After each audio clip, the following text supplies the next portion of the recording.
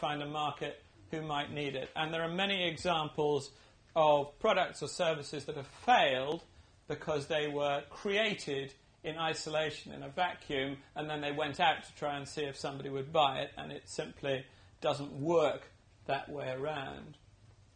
So you can then talk about the product or service, but also in the context of why you're going to be able to exploit it.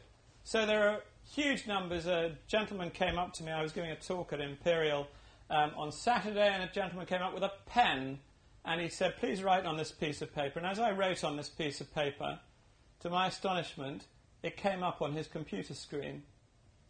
Fantastic piece of technology, created by Bluetooth, and I said, that's fantastic. I said, are you raising money for it? How many millions can I give you? So he said, well, yes, but I don't really need any money at the moment. I said, more importantly to me, who's going to buy this? And he said, I don't know. Everybody could buy it. The whole world could buy it. There is anybody, there's a huge range of people who could buy it. And immediately my interest fell away because he had created a technology without really understanding how he was going to be able to exploit it.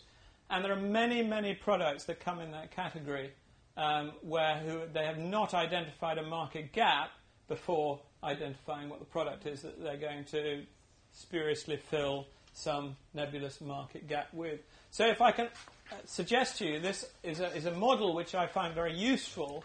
And if you do nothing else in it, if this is all you do in your business plan, then I think this is a great way of getting it started, of starting with the market opportunity, leading from that into what the product is, then coming on to the benefits, which comes from the value proposition, which we were talking about earlier, and then we come to the evidence that substantiates the value proposition. So saying that these are the benefits, as we saw earlier, is not sufficient in itself. So how are we going to come up with the evidence, the credibility that substantiates that value proposition? What are the ways of doing it? Looking at the competition.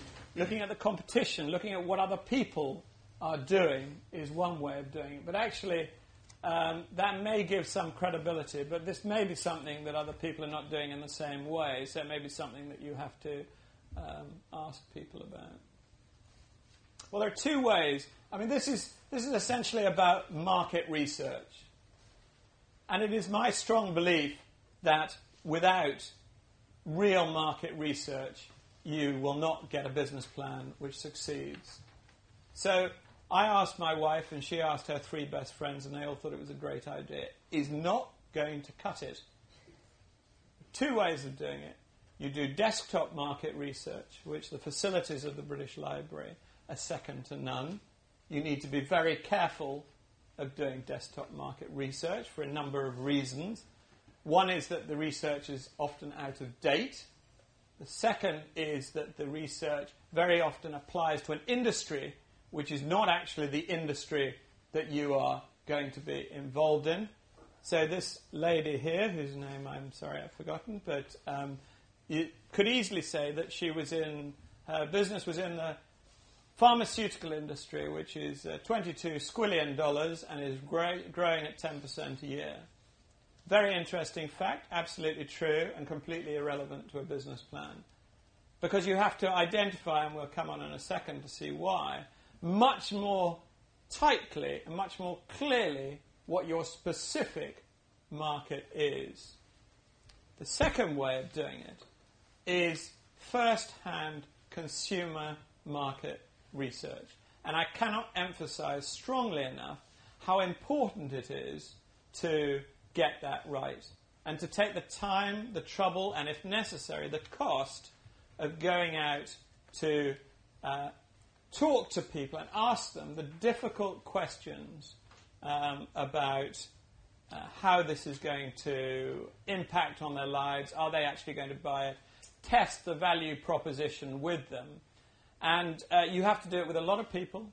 You have to ask the right questions. You have to ask difficult questions. So if you go out and you ask people, would you like 2 weeks in the Caribbean? The answer tends to be yes. If you ask them whether they would like to do it and spend £10,000 on the experience, the answer might be different. Therefore, you have to get the questions right. And to give you an example which may be familiar to you, one of the great case studies of doing first-hand consumer market research, a company called Innocent Smoothies. Has anybody heard of Innocent Smoothies? Anybody not heard of Innocent Smoothies?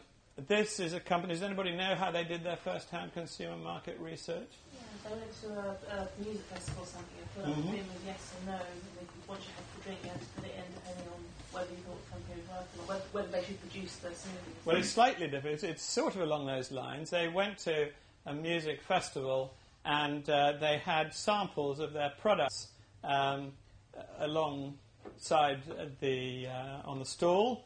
And beside they had two barrels, and on one of the barrels was a sign saying yes, and on the other barrel was a sign saying no. And they encouraged people to throw their empty into whichever of these was relevant as to whether they should give up their jobs in the advertising industry or not. Well, at the end of the day, the yes barrel was absolutely full, and in the no barrel was only one bottle which belonged to my wife, which is why I didn't invest in a business which is now worth some £70 million. So it just gives you some idea.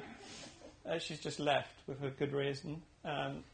So that will give you some idea of how you do proper consumer market research. And actually going out and testing it with real-life people is absolutely critical. And if it's not a consumer product, then you need to go and talk to the type of customers that you want to talk to.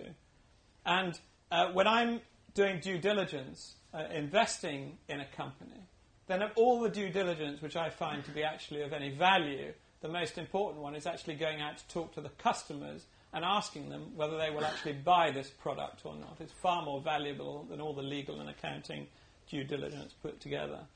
So the evidence is critical, and documenting that evidence, maybe not in the business plan, so maybe in an appendix to the business plan, but statistically meaningful evidence of why you believe that this is going to work. Now, in a later stage business, this is much easier because actually you can draw evidence from what has gone on before. You can draw evidence of the fact that the last 5 years we've had growth of 10%, therefore it would be reasonable to assume that we might carry on doing that. But in an early stage business, you can't do that, and you have to do it properly. And then talk about the people who will make it happen and why they're able to exploit this opportunity. And if you can get that model like that right in the first page of the plan, you will be so far ahead of other people, it's untrue. So the people that will make it happen, are they basically the partners that you'll form? The partners, the employees, the management, etc. Yeah.